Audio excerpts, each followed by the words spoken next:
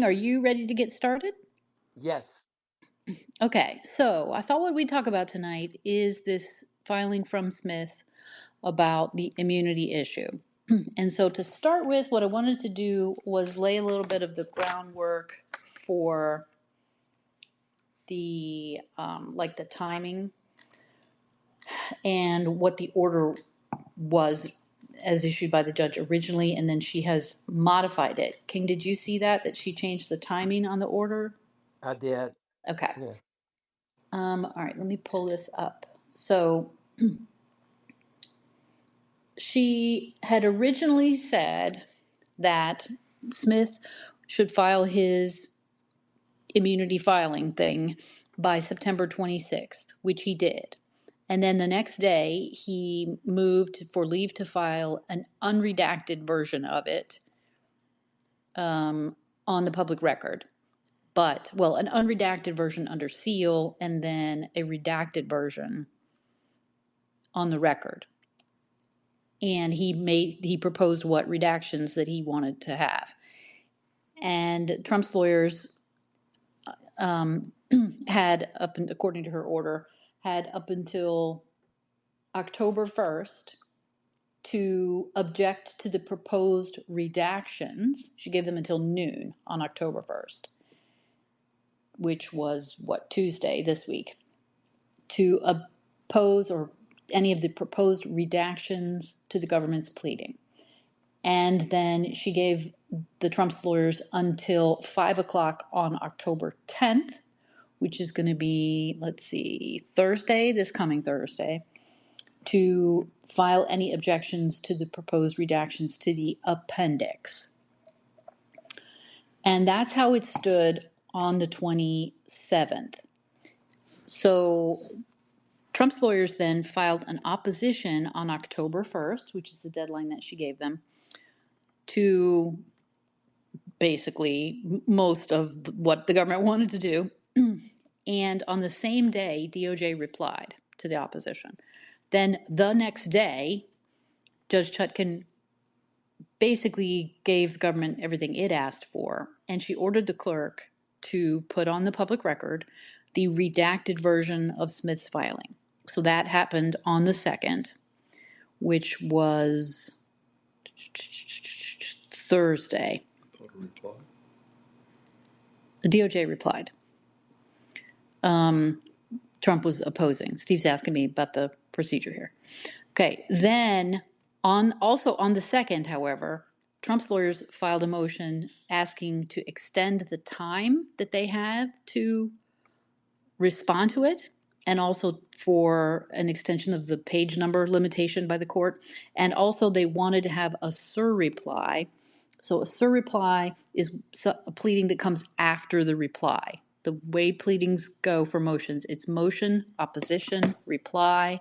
Normally that's all that's allowed, but you can ask for leave to file a surreply, which means you get the last word basically.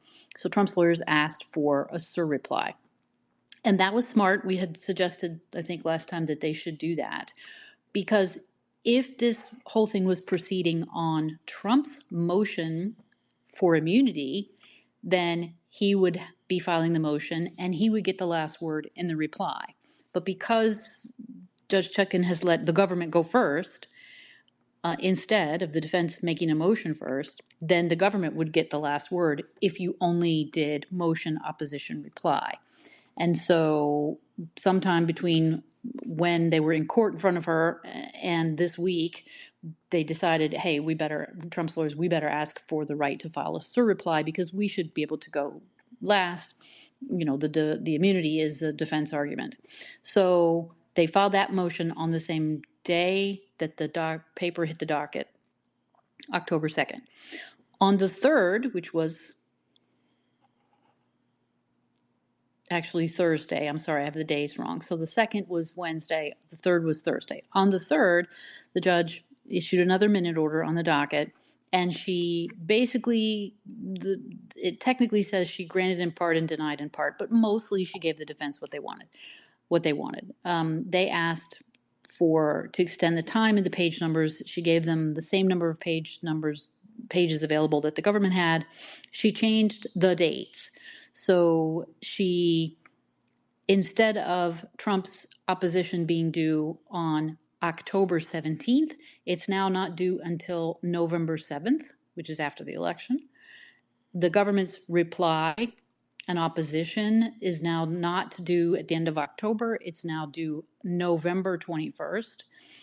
And she gave the defense a right of surreply, and that is due on December 5th. So basically, the only thing that's going to be on the docket publicly, unless the defense files early before the election, is this pleading that we have from Smith's office. So that's the sort of the procedural background of where we are. King, have you got any questions or anything you want to add about that? No. Okay. All right. So that is where we are. So at this point, all we have to analyze is what it is that Jack Smith is saying that he's doing. Um, and I wanted to talk about the substance of that. Also, this question that people have been asking, which we had raised initially, King had raised this early on. I'm sorry, Ship had raised this early on, which is, why is there no stay? Why did this stuff hit the public docket without there being at least an argument that it shouldn't come in, on the public docket at all, or maybe until later? Um, and also, I have been tweeting about, and King, I know you've been tweeting about, we've been saying for a long time, and I think you were the first to identify really this problem, is there's a Sixth Amendment issue here. So I want to talk about that a little later, but King, let's start with sort of the substance of it. You've had plenty of time now to read the whole thing. And so tell us, what do you make of this pleading by Smith? What I make of it is start with the indictment. The indictment is premised on the idea that Trump made up out of whole cloth. Trump and his team pretty much made up out of whole cloth this idea that he won the election when he knew he really didn't. He knew that there was no fraud or no unlawful Monkey business. irregularities that could be relied on by anybody, any judge, any court, any person really who knew the facts, that there was nothing there for him to object to the obvious result, which is he lost. You can just add them up. He lost. But he told the public, he told the press, he told state officials, he told everybody that he had won. And the only reason he wasn't acknowledged to be the winner was because of fraud. And so he filed suits. Every one of those he lost. He he advocated with state officials. None of them would hear it because they knew he lost, and everybody told him that. His people told him that. His lawyers told him that. Uh, His peop- campaign told him his that. Everybody, campaign, right? the Republican National Committee told him that. The state officials told him that. Uh, but he refused to listen and instead riled up a mob on January 6th to go try to browbeat Congress and Vice President Pence into asserting that he did win when in fact he didn't. That's kind of the theme of it. Of the indictment. You're not saying any of those things are true. You're saying that's what Smith put in his indictment. That's the theme of the indictment. And then in the uh, public filing that Smith made, he took that theme and then added what he said, what Smith claims is evidence. I've got this witnesses to agree with that theme. I've got these witnesses to agree with that theme. I've got these statements on the record, these statements made to the public by Trump that fits that theme, etc. He basically piled up everything, every little snippet of evidence statements, documents, what have you. Uh, just he piled on with everything he had that supports that theme. Right. That's what this pleading, which is supposed to be about the immunity argument, he's fleshed out his theme that he's put in his indictment, um, claiming to back it up, for the judge's benefit, with the evidence that they've gathered up until this point. And I'm not sure whether we're going to see any of that evidence on the docket or not. I mean, probably based on what Judge Chutkan did with his pleading, probably she's given Trump's lawyers until the 10th to object to redactions to the exhibits. And if I were them, I would be assuming that she's going to do the same thing and kind of give the government what it wants and put those exhibits on the record pretty quickly also. King, is that what you're expecting too? I expect 100%. The exhibits consist of not only documents, but largely testimony before the grand jury and interviews of witnesses taken by the FBI. So it's just a pile of statements Mm-hmm. and testimony by witnesses whose names are redacted currently and probably will remain redacted just to protect them from adverse reaction from the Trump world. But so we're going to have witness redacted said this before the grand jury, and then we'll see, the actual transcript of the testimony. But only Just the in theory, you testimony. won't know who it is, although we'll probably be able to figure out who quite a few of them are. People have already figured out who they are. Yeah. For I'd say 80% of the people who who are referenced in the pleading, uh, uh, people on the internet have figured out who they are, and so we have names uh, to fit into each of the redacted places in the brief. But it's still Smith will make a statement that witness blank told Trump on this day that there was no fraud.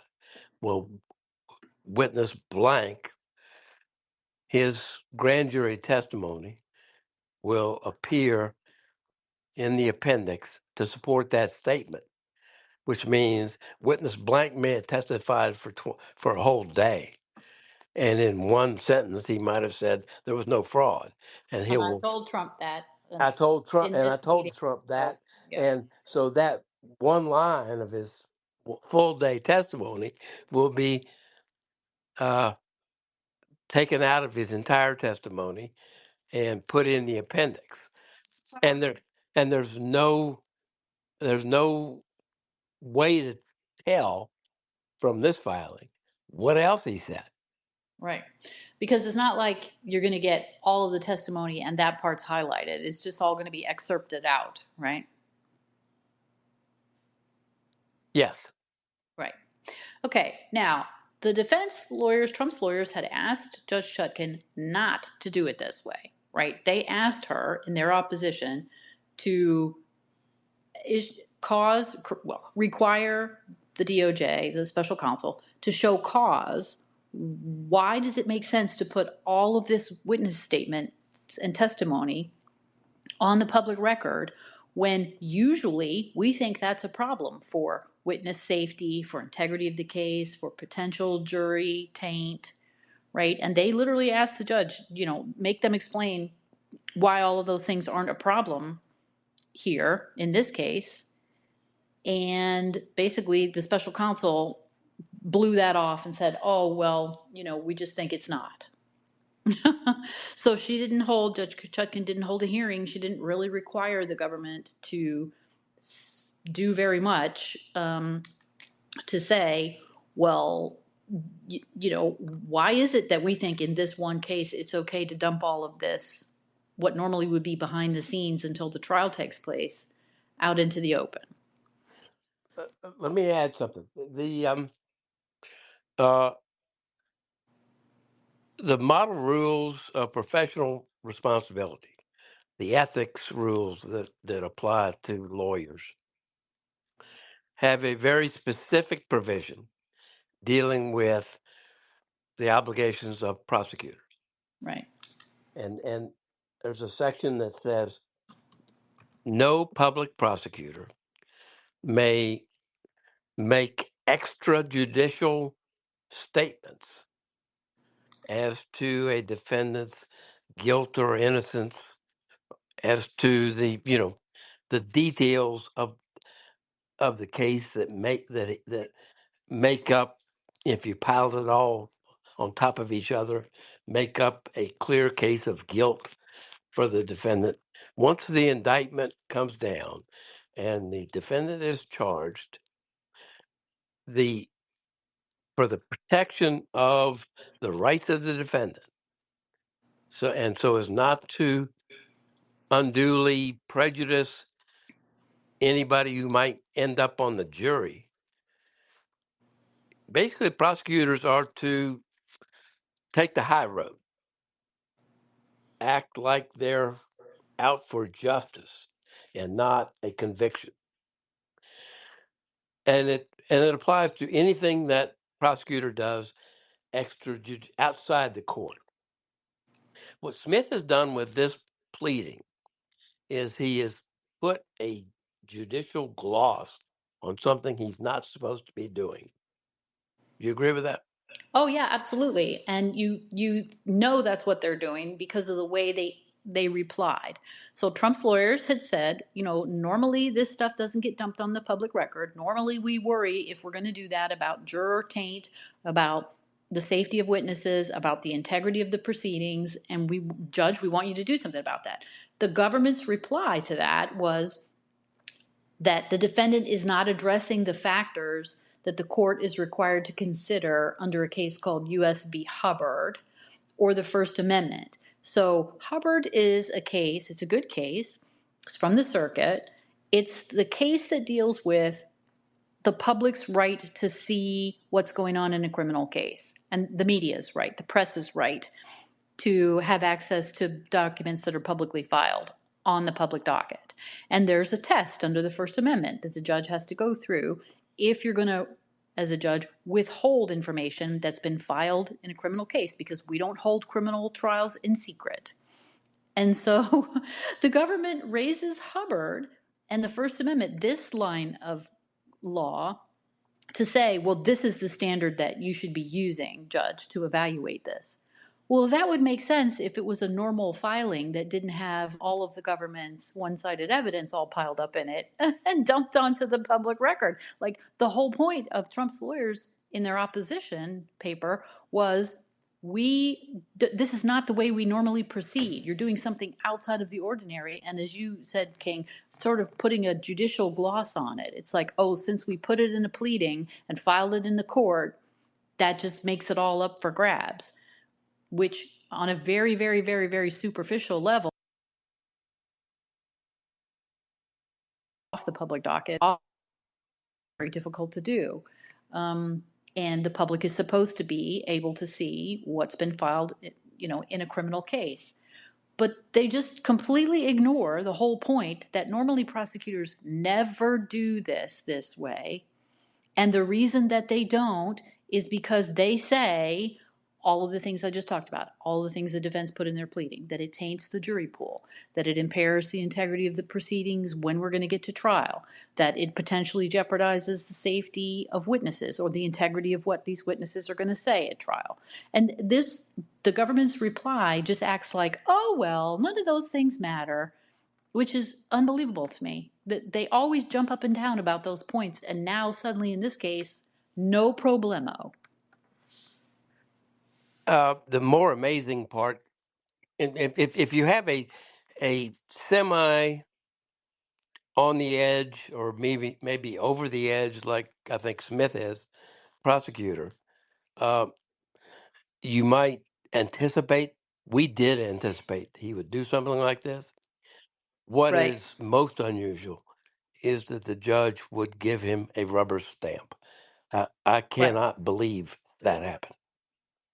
Well, she didn't even hold a hearing on it. Right. She's just like, oh, yeah, fine, no problem. Pedal to the metal. Let's just keep going. So it's just another example. This case just does not go the way that the cases normally go. So, having blown by that problem, it's now all out there on the public record. And let's turn to the issue of the stay. Now, we had proposed that Trump's lawyers should really ask for a stay. And they probably should have done that at the time they filed their opposition. They did not do that, but they could have done it the same day that they filed their opposition.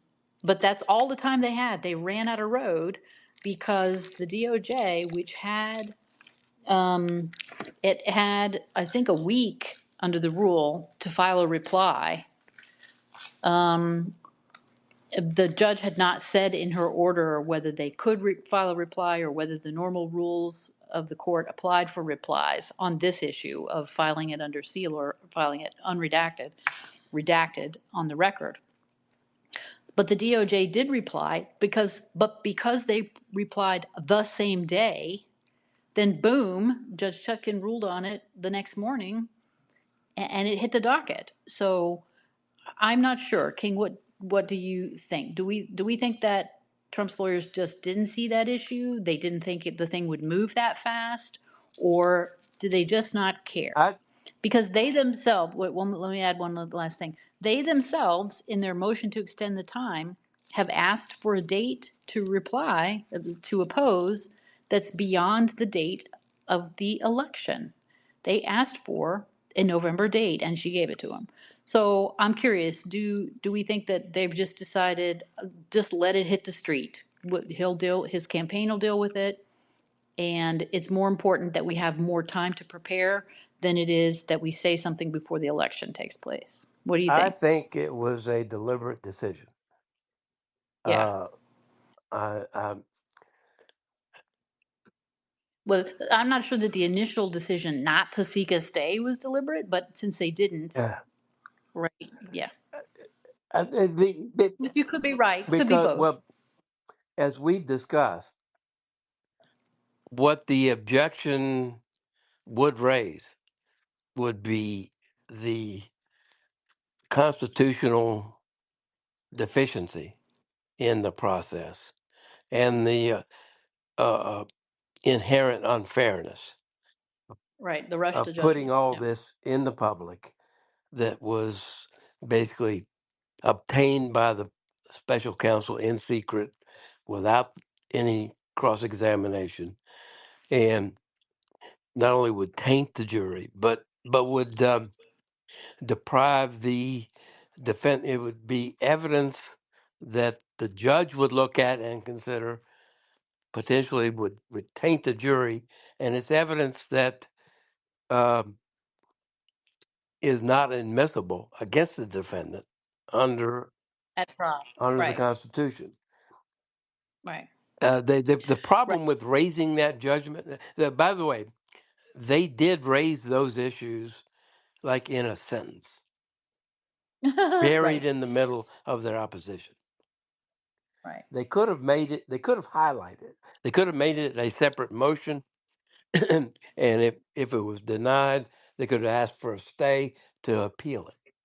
They chose not to, and the only reason I can think of they chose not to is the remedy would be, well, let's have an evidentiary hearing on these issues. Right. And they didn't want to have that happen, at least not before the election. Right. I wonder if, because you know that as a practicing lawyer, you have to talk to your client about these things, right? So they have to have gone to the former president, said, "All right, here's the schedule that she set out. It means we can file something in the middle of October, but the government's going to get the last word. Just 2 days before the election. That was the original schedule. Um, and we can try to get the Court of Appeals to stop this, but that probably won't work. So her schedule is probably going to hold. Um, and when you're deciding what to do as the lawyer, you're entitled to make strategic or tactical calls. The client is not entitled to tell you exactly when you have to do things and how. The client is entitled to tell you what their goals and objectives are. Some things the client gets to decide 100% on their own, but those are only a few things. And they are things like, do they want to testify or not? Do they want to plead guilty or not?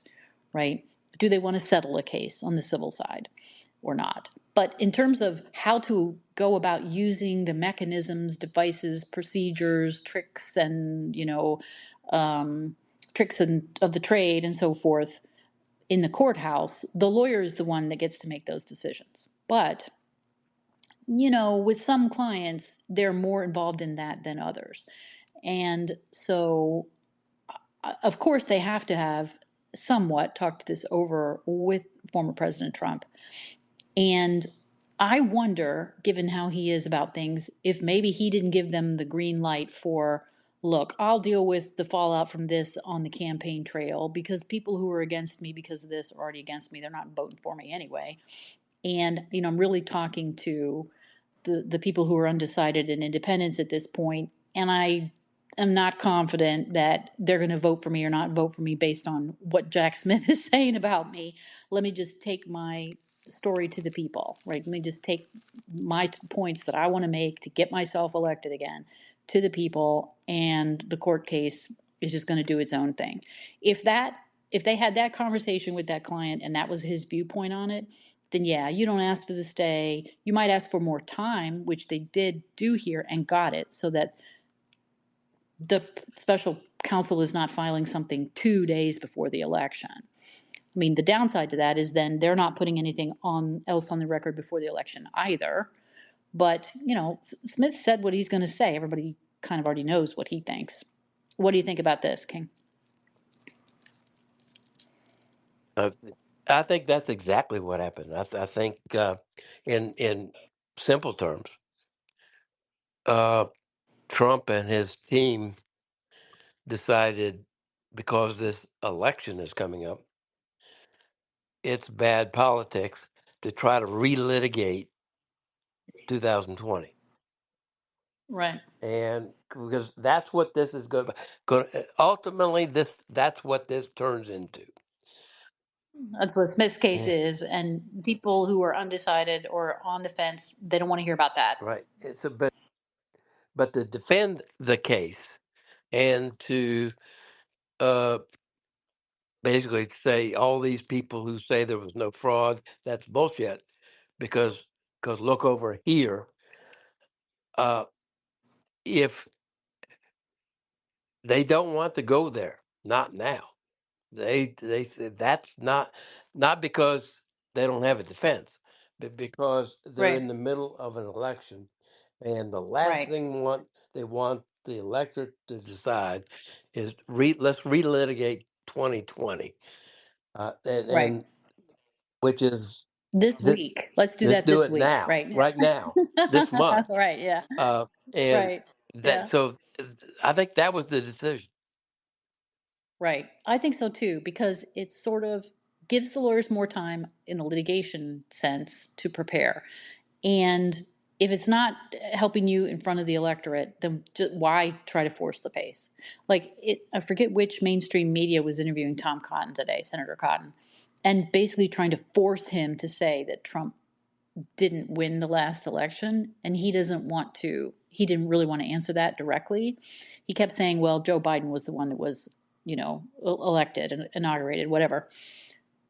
But it was interesting because it was a left leaning outlet that was trying to make the issue about whether Trump won or lost the last time.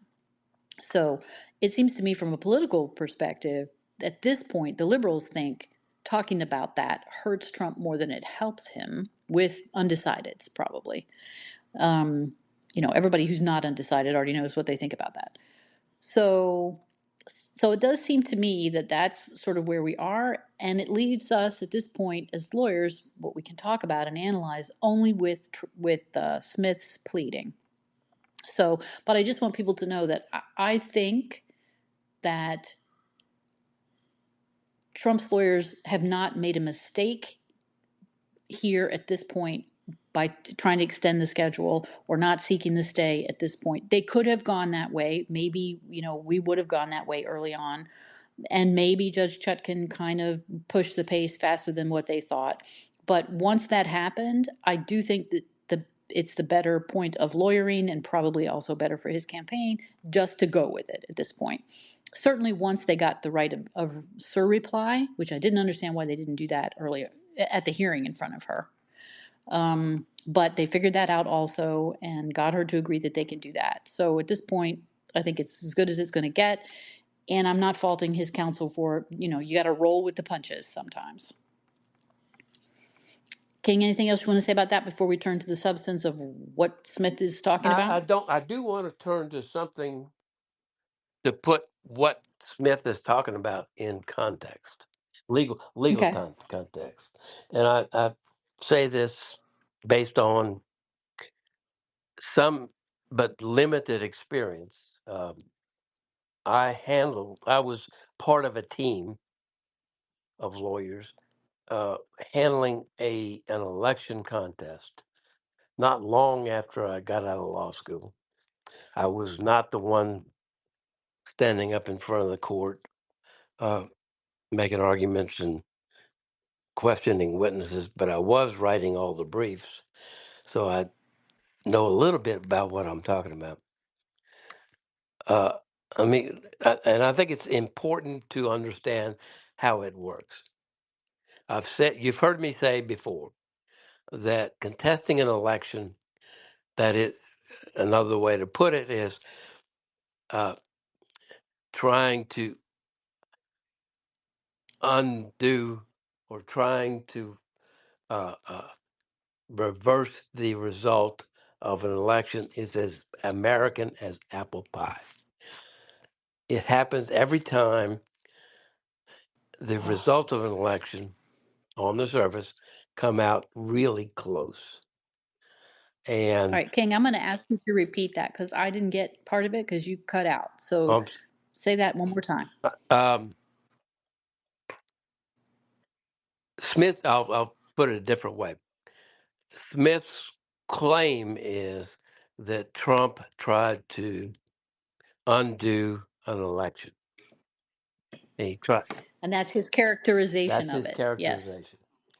And what my response to that is what he's describing is as American as apple pie. Whenever you have a close election, very close, the losing side has a legal right to go to court and get the result reversed. Like that's the whole remedy that you're going for. And and and Is I he didn't win, I did. and I've been there before. I've been that lawyer in a team of lawyers trying to do that in a federal election where my client in the first count lost.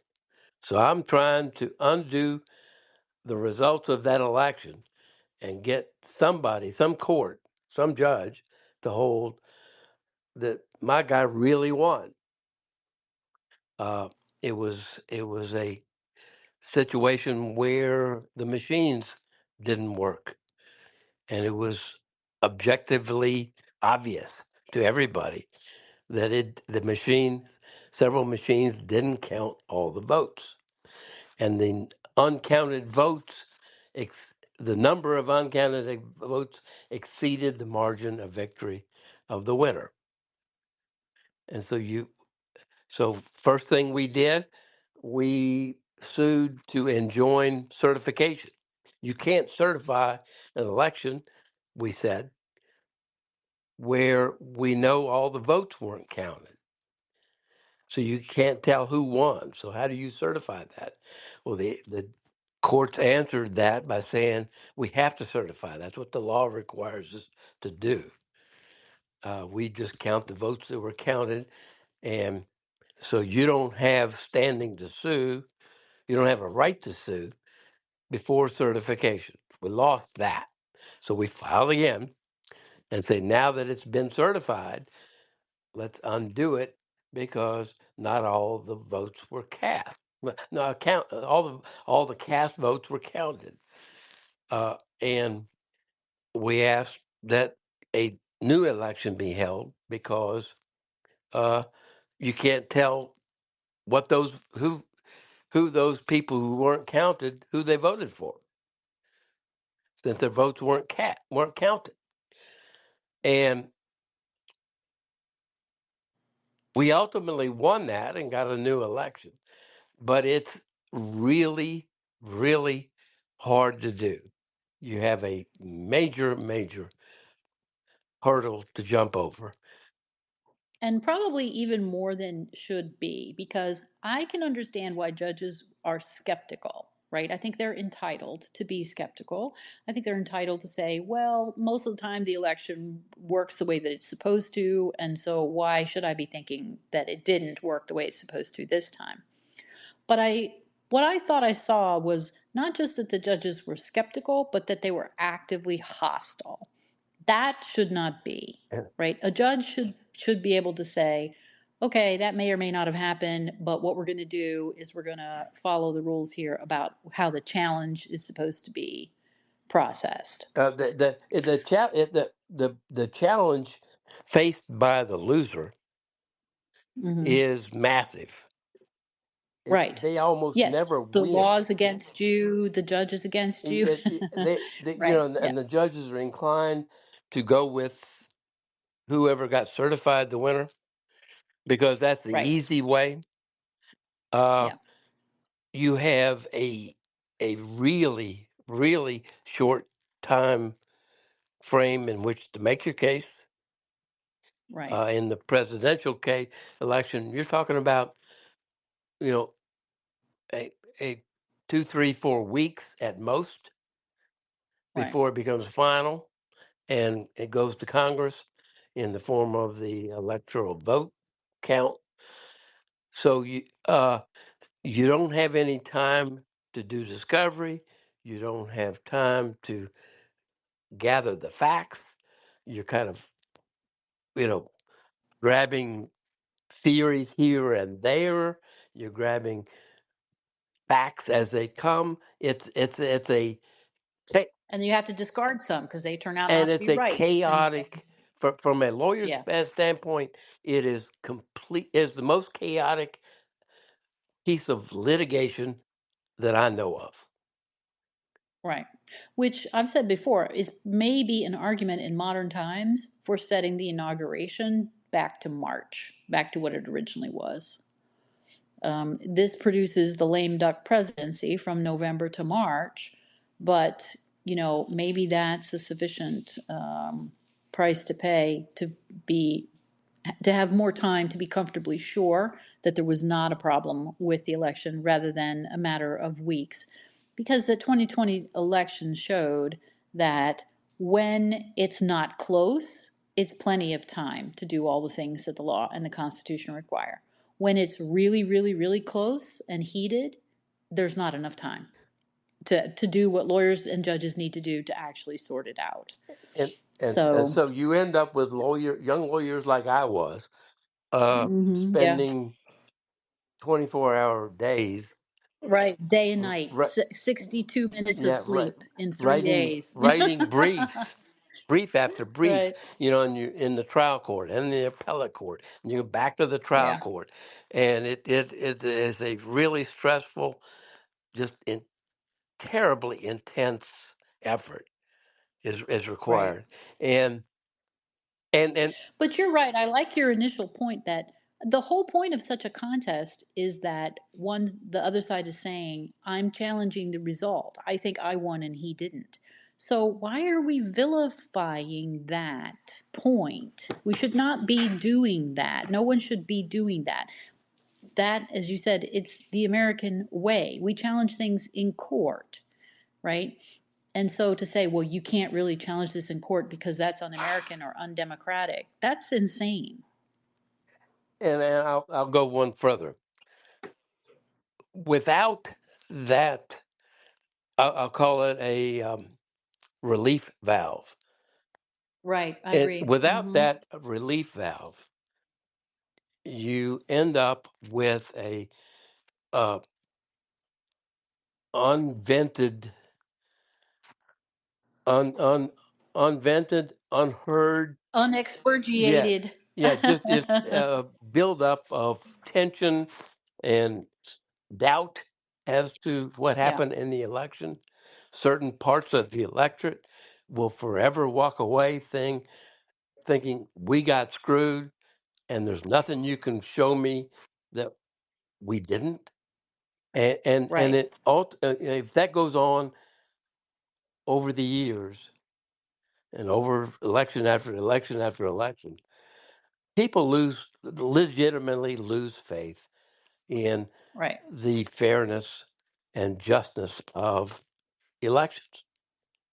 So right. you need Which is not something we should want. Nobody should want that, left or right. The pursuit of power in the short term is not worth that result.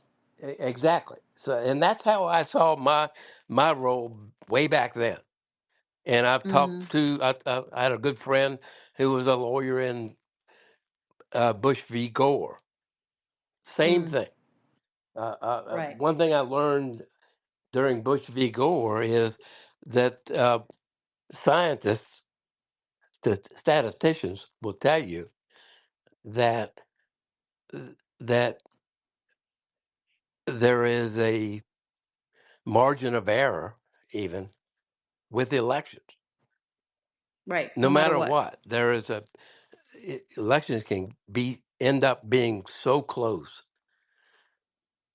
that Well, they can come out to be dead yeah, heats. I mean, there's a procedure here in Virginia where if it's a tie, a literal tie, each county, I think, has its own mechanism for resolving that. And in a county that's not far from where we used to live, there was such an election a few cycles ago, and the seat in Congress that I can't remember if it was a seat in Congress or it was a seat in the General Assembly in the House of Delegates in Richmond was decided by flipping a coin.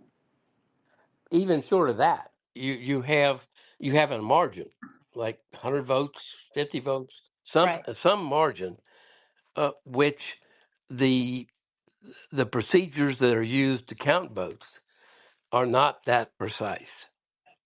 Right. You know whether you count them by hand, humans make errors, miscount, Right. uh, or whether you count them by machines or hanging chads and all of that. You there Right. is a margin where mistakes Yeah. will happen, and there's no guarantee that within that margin the guy who won actually won. But you've got to pick Right. a winner, and that's Right. where At the end of the at day. the end of the day, that's where lawyers and judges in the court system come in. And I'm going to vent a little bit. The lawyers, some were better than others, but the Yeah. lawyers involved in the Trump challenge are getting disbarred and are having their careers ruined.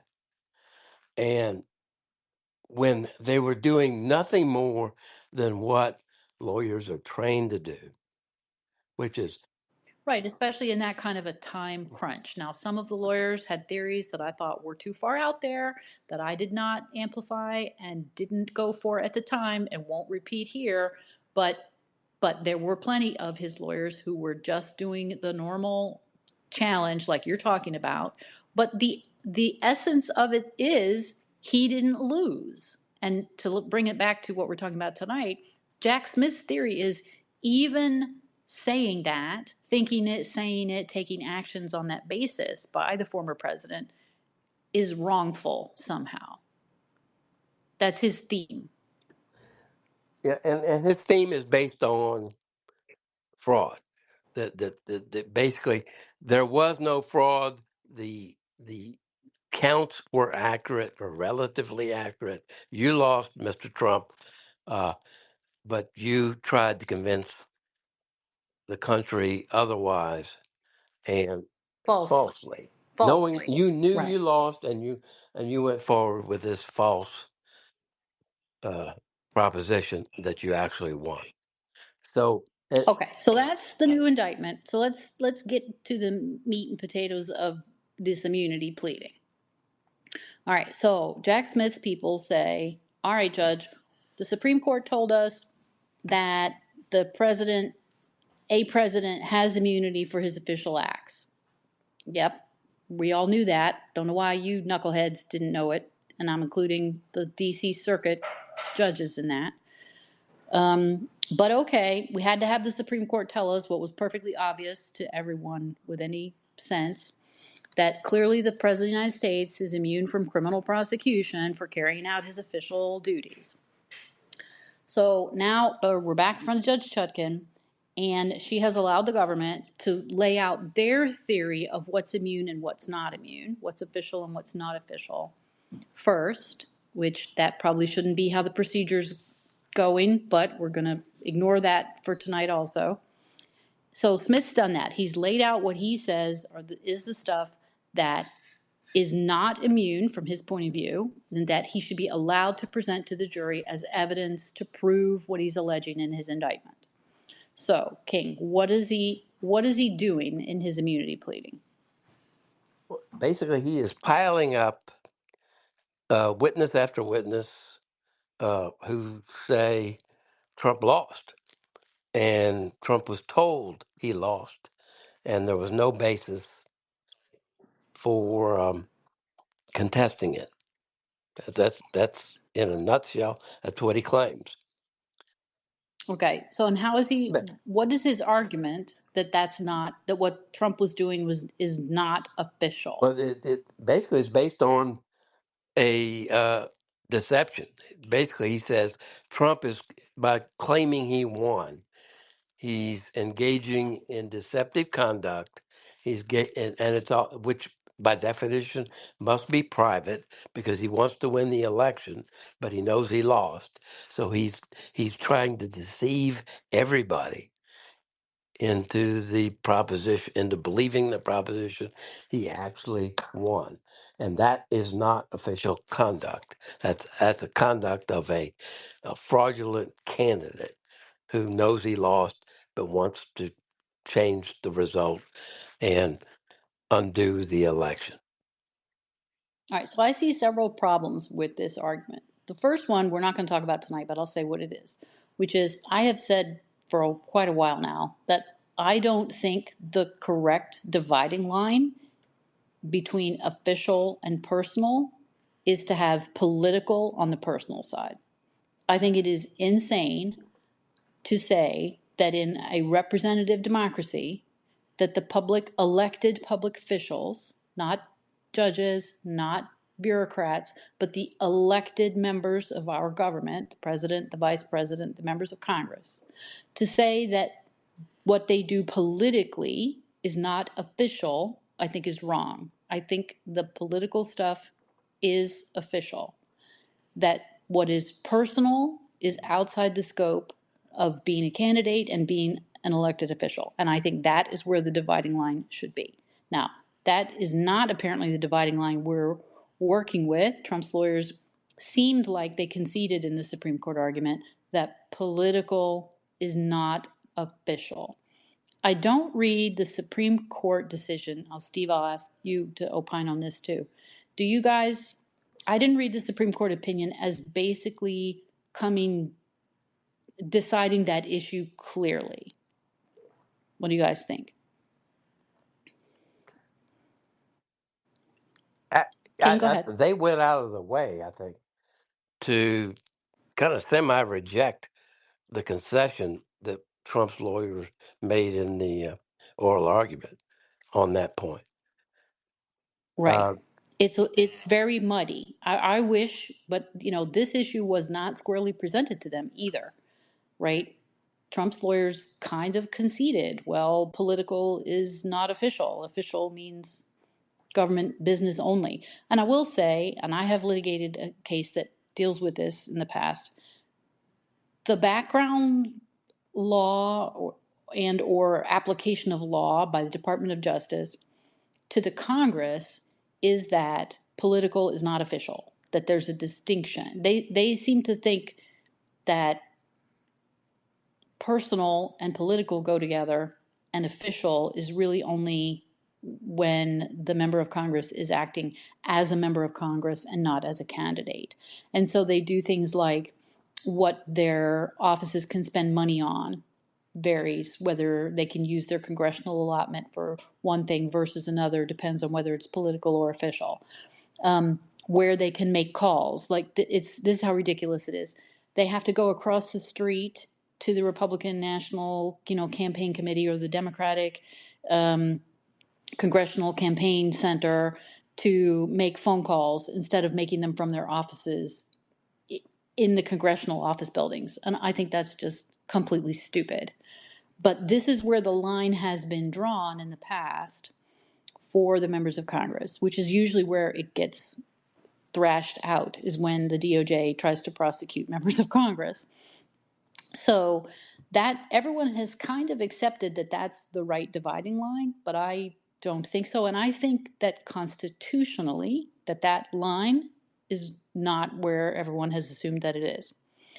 But to my point, it doesn't seem to me like the Supreme Court decided that they wanted to decide that specific point. The point they made, I think, fits what you're saying. They did make the point, even though Trump's lawyers didn't argue this. They made the point that under the take care clause, the clause in the Constitution that authorizes the president as the chief executive and the head of the executive branch, his authority extends to taking care that the laws are enforced. And among those laws are laws relating to elections, including criminal laws. Right. That doesn't probably still go as far as what I'm saying, which is that even when he's acting in his capacity as the candidate, and he's not necessarily taking care that the laws be enforced, I think his personal interest in being elected again as the incumbent office holder, I would put that on the line of official, because I think inherent in representative democracy is that our elected officials are by definition candidates. They're political But animals. in it doesn't go as far as you say, but it Right. goes far enough to cover arguably what Trump was doing. Right. And a bunch of the stuff that Smith wants to now say Yeah, is illegal. But yeah. everything Trump, what Smith wants to say is illegal, has to do with the issue is, was there criminal activity that skewed the vote count? Right. So let Steve weigh in here for a second because he's been patiently waiting. Well, I have a couple of points. Number one, about what Leslie was saying, uh, it is with elected officials, in some ways, it's impossible to completely separate official and political. You know, when Biden uh, relieves student debt, is he doing that because he thinks it's the right policy or because he thinks it'll win additional votes? You know, when they change their position on the border, is that because they think that's the right policy after having resisted it for 3 years, or is it because the election is coming? So uh, I think it's extremely difficult and perhaps impossible, which is Leslie's position, to draw a neat distinction between what is official and what is personal by using whether it's political as the dividing line, because virtually everything that an elected official does is political. Right. Uh, So also, it carries you into what the Supreme Court said was a problem for this immunity analysis, and I'm glad they did speak to this directly. They said that his motive could not be taken into account. there's a lot of law on this. The Supreme Court, for many years, has wrestled with the issue about whether or not you can take into account the motives of executive branch officials or legislators. And in general, there's one or two cases where they've wavered, but in general, they've said no, because it is a very difficult business. There's a variety of reasons for that. Among others, as just former Justice Scalia or deceased Justice Scalia once said, uh, legislators and presidents, for that matter, have many motives for what they do.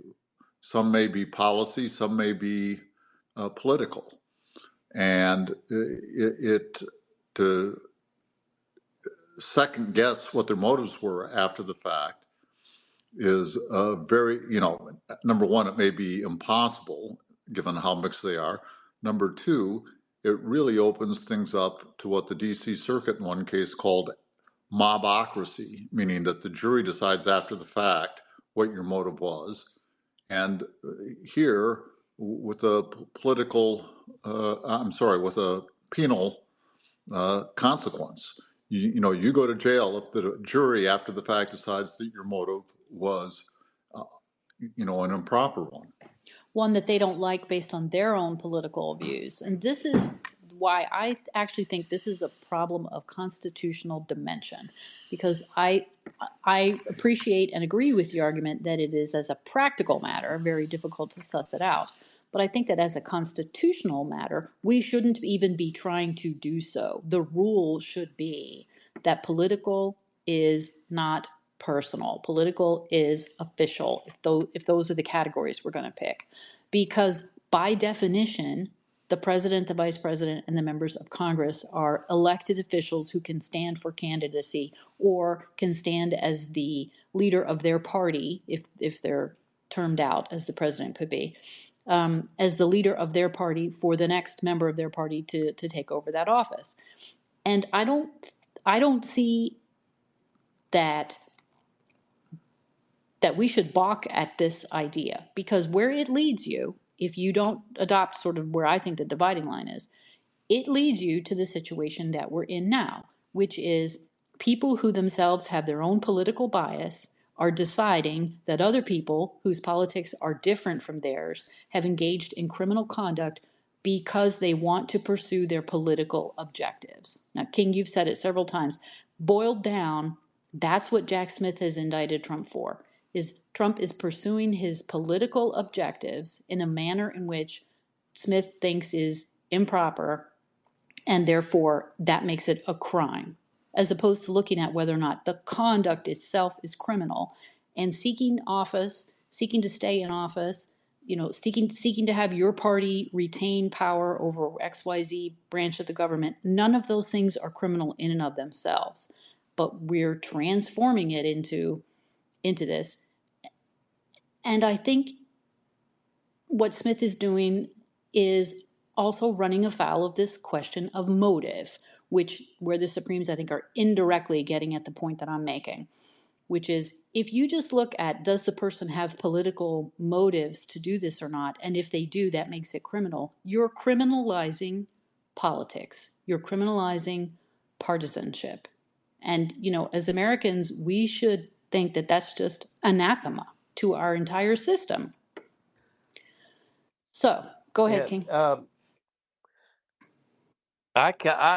my analysis would come at it from the different perspective.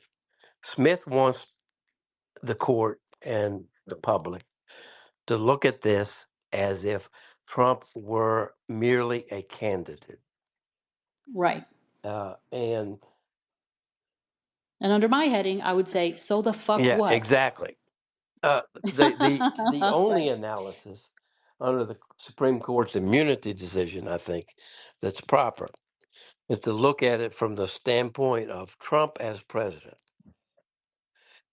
and Right. That's the framework that they handed that's the down. framework they Right. had. We agree on that. And Smith Yeah. avoided that. Right. Nowhere does he touch on that issue. He never addresses, well, what is the president authorized to do by the Constitution and by acts of Congress, and how broad is that authority? Don't you think he's just doing what they just told him not to do, which He, he's just looking at he, Trump's motive. You want to stay in office, and therefore that makes not it only crime. Trump's motive as a candidate. Right. Right. That's Yeah, what I mean. That he's saying you wanted to do this. It's crime because you wanted to stay in office. But isn't that you're saying that his motive is making it but criminal? yeah, Didn't the Supremes just tell you not to do it that it's way? actually irrelevant. Right. His motive as Yeah. a candidate is irrelevant. The only relevance to the immunity decision has to be as president. Well, look, just assume Trump were a lame duck president and wasn't running. Right. What did he have authority to do?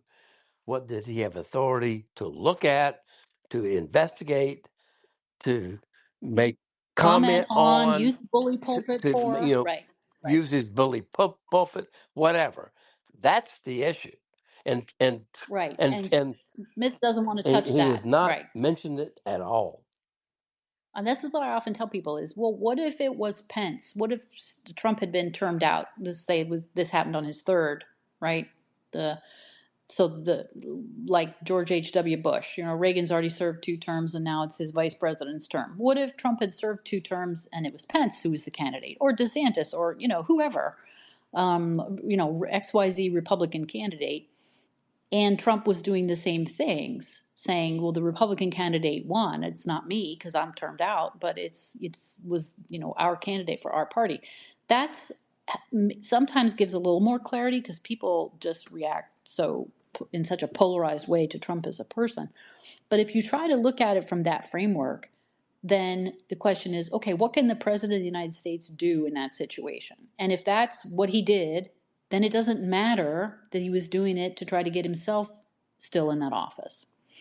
Now, where the fly in the ointment would come with this kind of analysis would be things like, for sure, the sitting president cannot knock off his opponent, right, in order to stay in office, right? So even though that might be a political motive or it might be political activity rather than lawful activity, like he can't march down to go over to Biden's house in Rehoboth and and stab him to death. He can't do things like that and get away with it.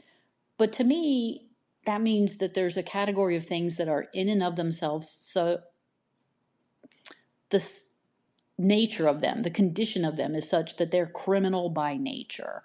And that's not what we're talking about here, right? This is back to your point you started with, King, which is that challenging the election is not in and of itself a criminal activity. And you can't make it into a criminal activity by saying, well, you're trying to stay in office. Well, no shit, Sherlock. That's what challenging the election result is about. So, all right, so King, so let's get a little deeper into the pleading itself. So this is what Smith's doing. He's really framed it in a way that I think isn't consistent with what the Supremes told him he was supposed to do, but this is what he's done, right? Yes, he's made an end run pretty much around what the Supreme Court has asked him to do, and he's trying his theme to the public and to the judge in this context. Right. Okay. And then the way he's doing that is by using evidence that has been gathered up until this point in the case. So up until now, have there been any evidentiary hearings? I don't think so in this case on any issue. The only one, no evidentiary hearings. There has been uh, decisions in the grand jury process about privilege, but Right. Attorney-client privilege. Right. Yeah. Trump was not invited to attend those. Right. So you're right. This is uh, there has been no evidentiary hearings, no evidentiary factual findings based based on evidence. In open court, presented in open court. Okay. So what we've got is Smith is using the evidence that the government has gathered so far legally, right? They put witnesses in front of the grand jury. They got documents through the grand jury process and search warrants and so on and so forth. And I'm sure they probably have some voluntary participation by certain folks or entities and interviews conducted by the FBI. And all of that normally is not put on the public record. And in fact, all of that, as Ship pointed out the last time we talked, isn't even shared with the defense, some of it, until very close to the actual trial date. So the statements of witnesses, evidence that might undermine the credibility of government witnesses. So all these things that the government has in its possession in its case file normally stay in the government's possession. Some are given to the defense. Smith is taking the position that they're doing what's called open file discovery in this case, which means they're not standing on the procedural niceties that allow the government to withhold some things altogether, and some things until later on. They basically have turned it all over, is what they're claiming. Okay, so if Trump's lawyers have all of it, why do we need to put it on the public record in a filing with the court? Because, and folks may not know this, but none of that discovery material goes to the court ahead of time. When the judge shows up for a hearing or the judge shows up for a trial, he or she does not have any evidence in their possession. The parties may have put together, binders, notebooks of documents and exhibits and have gone over those with the judge ahead of time. But so the judge will have some exposure to the materials in the case, and depending upon how complicated the case is, perhaps quite a lot. But beyond that, the judge does not have the full repository of materials that the defense has or that the government has in its possession. So what normally happens is you show up for the trial and the prosecutor starts trying to prove their case. And in criminal cases, you can have pre-trial hearings on some issues. A common one is what's called a suppression hearing. This is if the defendant made a statement and the government wants to use that statement at the trial and the defense is trying to keep it out, then you ask for a suppression hearing. Or if there were searches, seizures of evidence, that kind of thing, then under the Fourth Amendment, the defendant can challenge those and the judge will hold a suppression hearing. And because you move to suppress that evidence from being introduced at trial is what that's really for. So in such a hearing, the defense is raising the argument that the evidence is usually obtained in violation of some kind of constitutional principle or privilege. And once you raise that issue as the defense, the government then presents evidence to the judge in a hearing to prove that they obtained the information constitutionally, lawfully, etc. And sometimes the defense and the prosecutors will agree on what the facts are, but normally they don't. So normally witnesses have to be called. Like if you have a search and seizure argument, or if the defendant has made a statement, you have to put on evidence as the prosecutor and show that the person gave consent to the search, or that there was probable cause for the search, or that the defendant voluntarily made the statement and you didn't violate their Miranda rights, whatever the issue is. And that's done by putting on evidence, and the defense is present at a suppression hearing. It's held in open court. Transcripts, the public can attend. And there is clearly cross-examination of the witnesses that testify. And then from those facts, the judge makes rulings whether the information is going to be admitted at the trial or not. Sometimes that kind of thing can make a difference whether the case goes forward or not. So like in a drug case, if you as a defense successfully raise the suppression to the drugs themselves or to statements that the defendant might have made that go to the transaction, you might be able to keep out enough evidence. And then without that evidence, the prosecutors can't go forward on the case. So at that point, the case could potentially be dismissed. Although in many places, and the federal statute allows for this, the government can appeal those decisions by the judge. Because you're not talking about questions of guilt or innocence at this point. You're talking about evidentiary, basically, or constitutional determinations made by a judge about whether or not evidence can be used at the trial, which hasn't happened yet. So what we have here in terms of immunity, the Supremes have said, is a decision that has to be made before the trial takes place, because immunity is effectively a complete defense, is I think how most defense lawyers would see it conceptually. It's a defense to the government's charge. And factual defenses you put to the jury, right? Legal defenses you can put to the judge and sometimes also to the jury. But immunity is something that the courts have said is for the judge to decide. And certainly in this case, when you're talking about the president's immunity, where the issue is you're immune from being tried in the first place, the jury is never going to get to decide that, because the whole point is the immunity prevents there from being a jury in your case. Okay, so clearly this is something that has to be decided before the trial, which raises the question of the kind of evidence that's going to be used and the procedure that we're using. And as King has been talking about on Twitter, and I've been talking about on Twitter, and the four of us have been talking about for the last couple of spaces here, an issue in this case is that the evidence that Smith is using is all evidence that was obtained outside the presence of the court, outside the presence of the defense.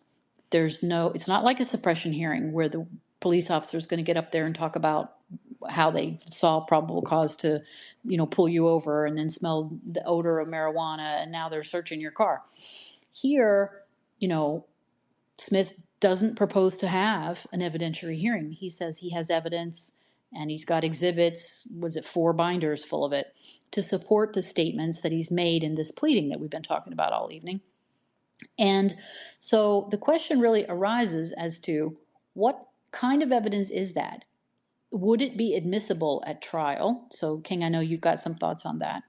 But also, can it be used at trial because it's evidence that has not been subjected to cross-examination and confrontation? The witnesses who are the ones who testified in front of the grand jury were not cross-examined by Trump's lawyers because they didn't have a right to be in the grand jury. So I have been positing that this is a Sixth Amendment problem. I know, King, you have as well. And Trump's lawyers have, citing the Sixth Amendment, have said it's a Sixth Amendment problem. Now, they're not pushing that argument, as we talked about last time. They basically have decided to go another way for now on that question. But I do think it's worth talking about to help people understand what's going on, and also to inform people more about, their rights under the Constitution, and also to talk about how Smith is apparently prepared to just, not afford this defendant any of his constitutional rights. So that has brought us around to the Sixth Amendment. Now, what people should know about the Sixth Amendment is that it is considered in the Sixth Amendment, there are several rights. One of them is this right of confrontation, which typically in a hearing means you get to cross-examine the witnesses. It can also mean things like you also have the right to put forward evidence of your own that contradicts what the government is doing, or contradict documents that the government's been using, etc. You have a right to, not just cross-examine witnesses to see if their testimony should be different, but also to do things like challenging their bias and their credibility and so forth. Okay, but what's interesting in this context is the Supreme Court has never said that the right of confrontation exists outside the trial. It's considered to be a trial right.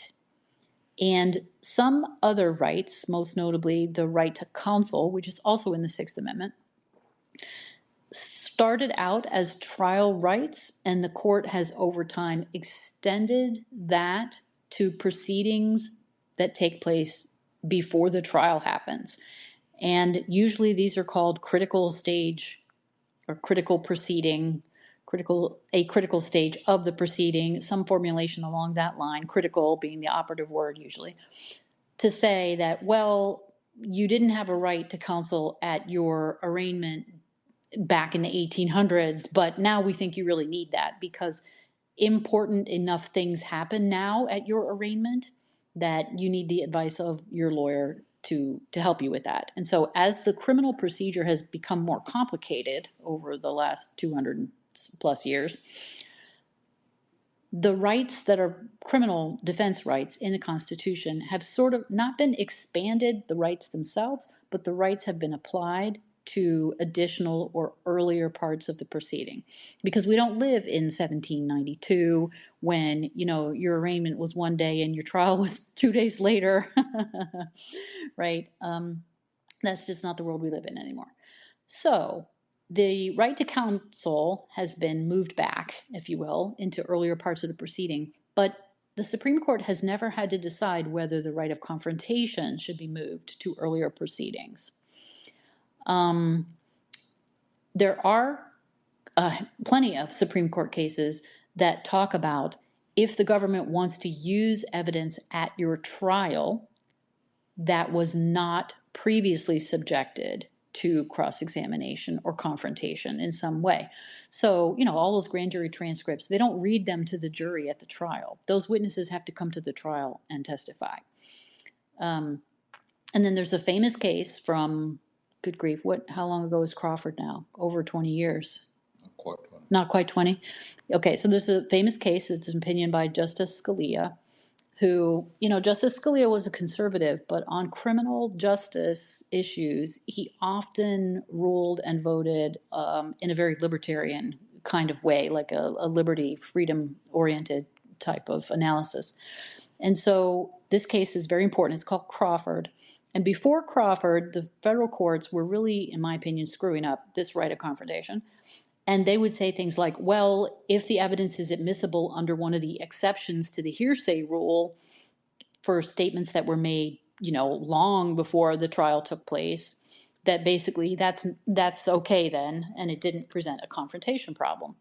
Or this was fantastic, they developed rules, the different circuits, that said things like, if the evidence had sufficient indicia of reliability to it, statements that happened, conversations that took place, testimony, outside the courtroom, not technically testimony, but statements, and that was deemed sufficiently reliable by the trial judge, then that could come in, even though the defense had never had any opportunity to cross-examine it. And obviously, you can't cross-examine statements that are not being made in open court. The government puts them into evidence, they read them into the record, or sometimes there might be a tape, or the police officer will report what was said, super, super reliable.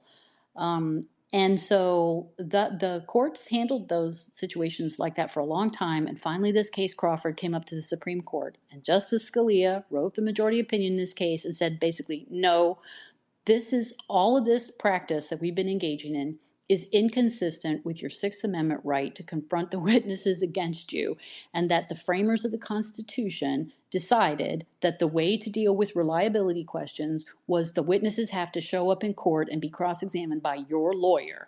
And so if the evidence is what we now call testimonial evidence, so statements that would be testimony if they were offered in court, these statements are made outside the presence of the court, the trial, then there's a confrontation problem.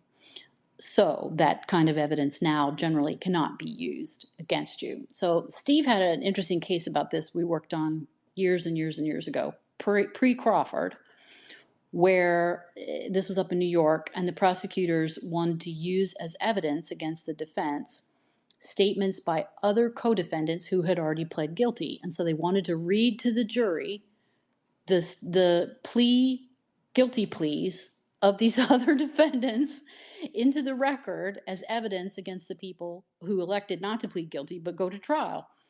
And Steve was doing the appeal on that case and argued it to the Second Circuit. And the Second Circuit said, oh, super reliable because, they were questioned in front of a judge. And, even though there were totally different defendants with different lawyers, and this defendant who's on trial couldn't cross examine them or ask any questions and wasn't even there, but still, because it was an official court proceeding, it was, super fucking reliable. So they ruled against Steve. And then, like, maybe 2 years later, Crawford came out. And in one of the footnotes, Justice Scalia collected a bunch of cases that according to him were wrongfully decided because they had this ridiculous principle of it's reliable enough. And the case that Steve argued was in this footnote as an example of how not to how not to do this, that this violates the Constitution. So we felt vindicated, even though unfortunately it didn't do that client any good.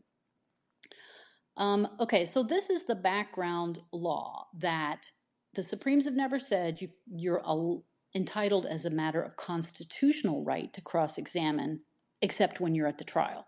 Now, as a matter of practice, if you're in a suppression hearing, you're going to be able to cross-examine as the defense counsel because a judge is not going to sit there and not let the defense lawyer have anything to say at the hearing. That's just not going to happen.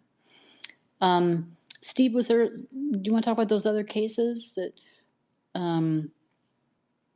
Well, I think that the issue here is how do you decide immunity?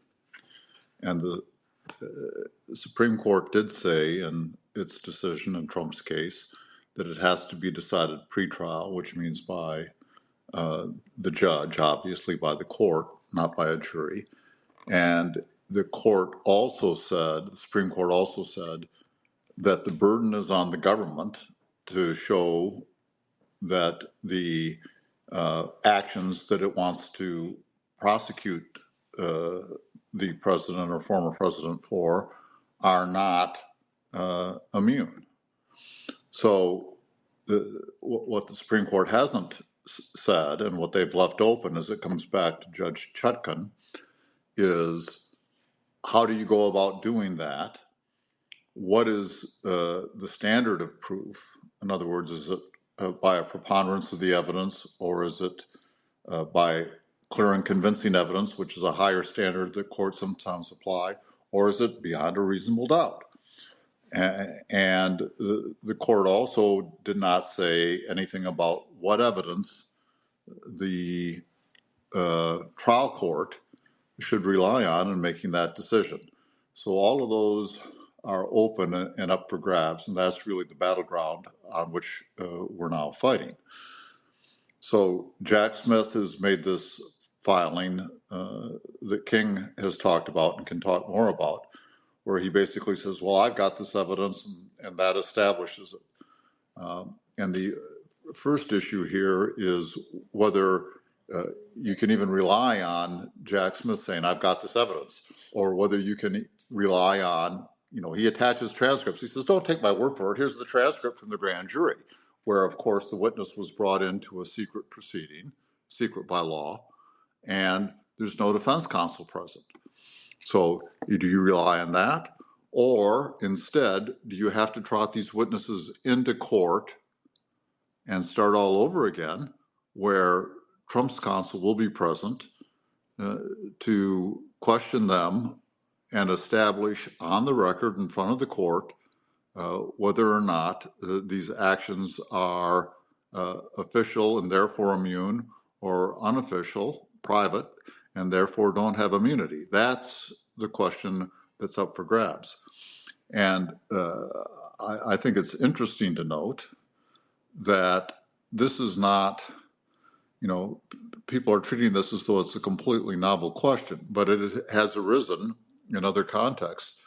And about a dozen years ago, it arose, for example, in Florida and South Carolina with respect to these stand your ground offenses, which people may remember from things like the Trayvon Martin case.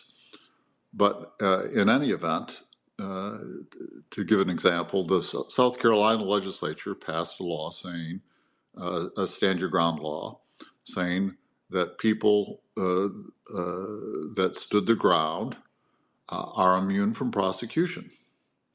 And so the issue arose before the Supreme Court of South Carolina, since this is a South Carolina statute.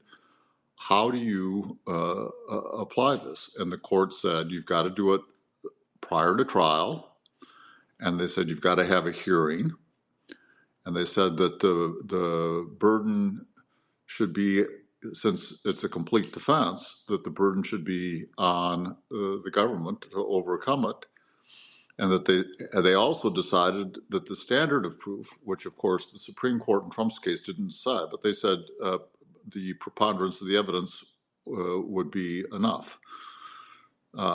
So my point is simply that this, from a legal perspective, this whole issue of deciding immunity was ultimately approached by the Supreme Court of the United States in Trump's case in largely the same fashion that the Supreme Court of South Carolina had done a dozen years ago, which is judges saying, all right, if it's immunity, it's got to be decided before trial, and here's the standard, and here's how you've got to go about doing it.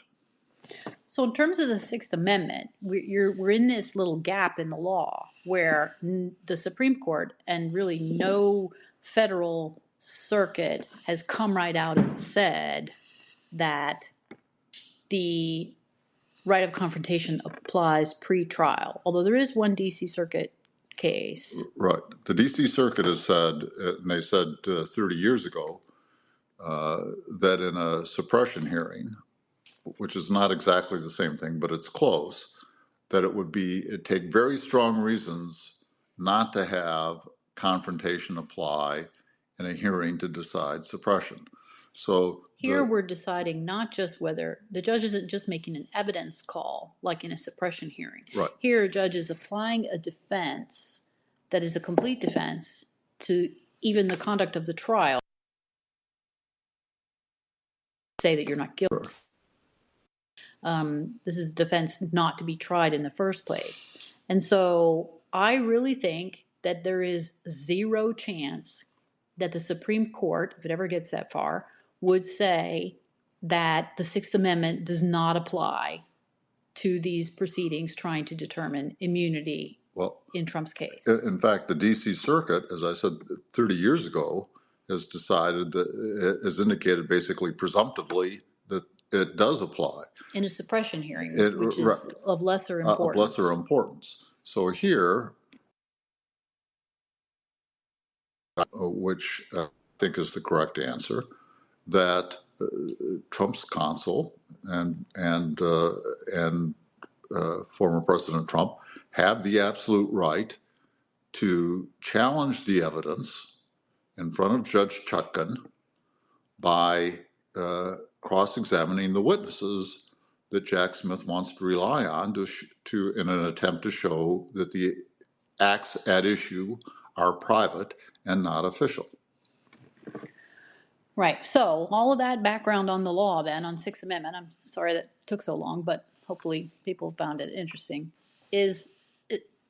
I've seen some other lawyers online saying, on Twitter saying, well, you're not at trial and therefore the Sixth Amendment doesn't apply. And I think that's far too facile and sophomoric of an analysis of the situation. To me, it is crystal clear that the Sixth Amendment does apply to this case. And the question is, why is that not happening? So shall we debate that, King? And Ship, I see you. I sent you a co-host to join if you can. I understand if you're not in a position to talk, but if you can, jump in here on this. King, what are your thoughts? I agree with you and Steve. I think the Sixth Amendment does apply. There are a couple other Supreme Court cases that I can discuss, but that lead towards that result. Yeah. But the principle is the court has to make a finding as to whether certain conduct was within the president's official acts or purely private. And that's kind of a mixed question of law and fact. And to the extent that the court has to find what the facts were, uh, the court does that with evidence. And when the fact finder has to decide facts based on evidence, I think it's kind of open and shut. The Sixth Amendment has to apply if we're talking about something that could put somebody in jail or he's immune from it. I don't know how you get around the Sixth Amendment in that circumstance. I don't either. But Judge Chutkin, in her opinion on this issue, says that she doesn't think it's a Sixth Amendment issue because Trump is going to be able to present counter evidence, which completely misses the point. King, you want to explain why that is? Uh, you want to hear my old English? Yes, go ahead. uh, Is this your Sir Walter Raleigh? yes, Uh-huh. the Crawford case that y'all have discussed uh, says, kind of traces the origin of the Sixth Amendment, the right of confrontation and right of cross-examination. They said such right existed back in ancient Rome, but in English common law, it stems from what happened to Sir Walter Raleigh in 1603. Uh, for those non-historians, Sir Walter Raleigh was a lord in Elizabethan times. He was a favorite of Queen Elizabeth the First.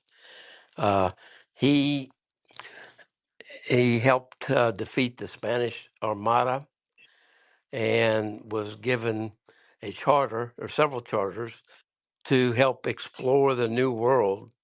And he actually was responsible for founding the first English colony in the New World, uh, the lost colony of Roanoke that he founded, and then it disappeared. I think they built it on a barrier island off of North Carolina, and so- We actually went there a few yeah, weeks ago for a yeah, little vacation. So, yeah, so it's on Roanoke Island. Seems like the current modern understanding is that they decamped to Hatteras yeah. Island.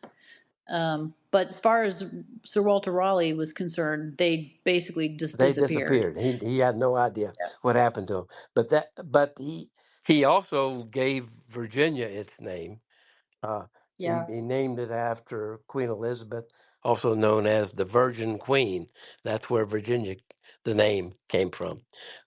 He also discovered and brought to Europe tobacco. Yeah. And for those of you wondering, well, wait a minute, Roanoke Island is in North Carolina, as is Hatteras Island. But back in that time, there were no states, Hmm. obviously. And so it was all Virginia then. It's not now, but it was then. So, but being the Queen's favorite, but the Queen died, and her successor, King James the I, was not as popular, and there was conspiracy. This is a fact. Conspiracy to depose him and install another relative of Queen Elizabeth, uh, Lady Anna Stewart, I think is her name. But uh, and a one of the conspirators was arrested, tortured, and he confessed. His Lord Cobham, I think is his name. And Cobham said, "Yeah, I conspired," but the leader was Walter Riley. And Dun, dun, dun, and dun. so they arrested Walter Riley, put him away in the Tower of London, uh, where your traitors would go to wait their execution. Uh, and they held a trial. And Sort at the of. trial, he had a jury of his peers. And at the trial, the prosecutor put on the written testimony of Cobham before a secret private court with nobody else present. Walter Riley wasn't invited to attend, but they read his testimony, having been At Walter's trial. Yeah. tortured. He said, "Yeah, I Yeah. conspired, but it was all his fault. He did it. He sponsored us and helped finance us, and Walter Riley argued in his defense that, well, bring that bastard to the court and let him say that face to face." Right. And he was denied that right. Shocker. Uh, and he had, and he said that vigorously because he had a letter from Cobbin recanting his confession Right. that he actually read to the jury. The prosecutor had a letter from Cobbin recanting the recanting letter. Recanting the recantation. Yes. And so both letters got read, but Mm, Raleigh said, he will not say that if he comes to court and faces me. right. Uh, he lost his trial. He was sentenced to death, put back in the tower. And for some reason, probably because of the public outcry over the unfairness of the case. Oh, and Walter Raleigh was a national Yeah, hero and, also. So and so he did not uh, uh, he did not order Raleigh to get executed. He did not implement the execution order, but kept him in prison there for 13 years. wow. Riley got to bring his wife and his son, there to stay with him. His second child was conceived in prison. Uh, he grew. He wrote poems. He wrote a history of the world. He uh, grew an herb garden and then experimented with herbal medicine curatives. Uh, and We've seen this. We went to the Tower of London once when we were I in did too. Britain. Super But then cool. Yeah. then he found King James finally let him go, gave him a charter to go to South America to find the mythical city of El Dorado to bring back gold to England. And he failed in that, but he came back with wild tales about his his venture, and but in the process had laid siege to a Spanish town, and the Spanish ambassador implored the king to put him away because he had done great disservice to the relations between the two countries. And King James agreed, had him arrested and executed on the old conviction that had happened 15 years before. So, And obtained in violation of the at that time not yet existing Sixth well, Amendment. it wasn't that long after that the equivalent of the Sixth Amendment became law in England, Yeah. and it was the law at the time. The colonies in the U.S. in America were created and adopted by them in their law, and that's why it's one of our a part of our Bill of Rights. Right. And one of our core beliefs that we don't put people in jail based on the testimony of witnesses who don't have to come into court And and say what they're saying for everyone to see and your lawyer to question. there was one other piece of witness against Walter Riley back in 1603. Uh, a There was a mariner who came and testified that he had been in Portugal and he met a Portuguese who said that the Portuguese, had heard that Raleigh had been ahead of this conspiracy. So, My God, that's like triple triple hearsay, hearsay, and with no identification of who said it, right? either first hearsay or second hearsay, and that was allowed. Uh, Right. so you have all of the issues that we see today with Trump happened to poor Walter Riley back in the early 1600s. Yeah. So the question is, why is this happening in a modern courtroom in front of a current federal district judge who has just blown off the whole idea that there's even any Sixth Amendment issue to worry about here? It's just astonishing to me. It's more than just Sixth Amendment. It's the hearsay issue, because Yeah. because you have Well, I was going to get to that. So let's set that up. There, in addition to the Sixth Amendment problem, there are other problems with the evidence that Smith wants to use that are evidentiary more in nature, although they kind of tend to bleed over into confrontation problems a lot of times. Um, so, King, lay out what a few of these are for us, because it's another way of showing that it's completely unfair. This procedure is completely unfair. uh, in simple terms, uh, the evidence consists of a lot of people telling Trump that there's no fraud, that you lost, and in the legal world, that's an opinion.